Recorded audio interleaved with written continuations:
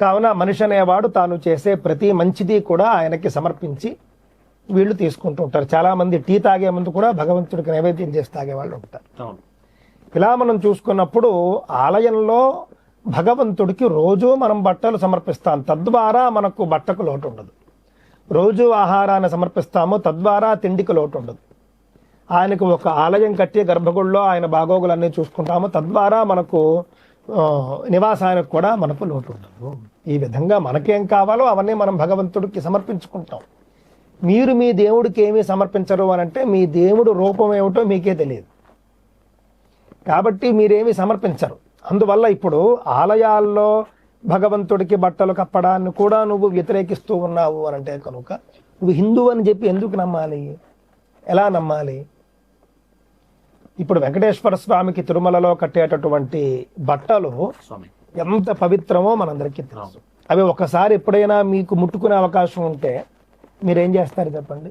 ఎంత అదృష్టంగా భావిస్తారు. మేల్చాట వస్త్రం అని చెప్పేసి ఒక పట్టు వస్త్రాలని స్వామికి తగిలించి వేస్తారన్నమాట అండి. ఈ L1 దర్శనాల్లో మినిస్టర్స్ వాళ్ళు వచ్చినప్పుడు, పెద్ద పెద్ద మంత్రులు, ప్రధానమంత్రులు వాళ్ళు వచ్చినప్పుడు మంచి వస్త్రాలను తీసుకెళ్ళి స్వామికి ముట్టించి స్వామివారి మూర్తికి అవి స్పృశింపజేసి వీళ్ళ మెడలో సన్మానం చేస్తారు. వాటికే అంతటి పవిత్రత ఉంటుంది.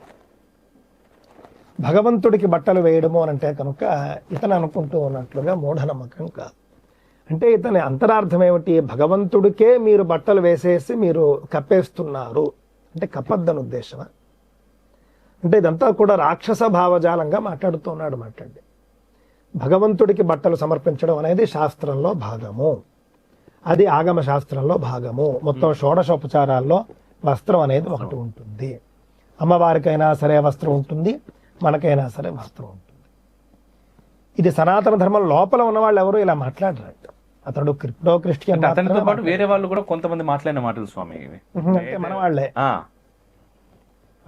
వేరే వాళ్ళు కూడా మాట్లాడినటువంటి మాటలు అన్నమాట. అసలు దేవుణ్ణి కూడా మీరు కప్పేస్తున్నారు అని. అంటే ఇక్కడ ఉద్దేశం ఏమంటేనండి, ఇప్పుడు ఉదాహరణకి ఒక ఆడపిల్ల మంచి పట్టు చీర కట్టుకొని వస్తే మనం అయ్యో సాక్షాత్తు మహాలక్ష్మిలా ఉంది అని మనం అంటాం. అవును. అంటే సాధారణంగా భగవంతుడి యొక్క వస్త్రధారణ మనిషిలో రిఫ్లెక్ట్ అయినప్పుడు ఆ యొక్క భగవత్ తత్వం అనేది మనకు మనిషిలో కనిపిస్తుంది. చీర కడితేనే మహాలక్ష్మిగా అనిపిస్తుంది మనకి. నిజం. కొంచెం మన సాంప్రదాయంలో చిన్నపిల్లలు ధరించేటటువంటి లంగా ఓణి లాంటివి వేసుకున్నప్పుడు కూడా త్రిపుర సుందరి అని, బాలా త్రిపుర సుందరి అని అంటాం మనం, కాత్యాయని అని అంటాం మనం. కావున భగవంతుడికి ఏ బట్టలు ధరింపజేస్తారో వాటినే మనము ధరిస్తాం.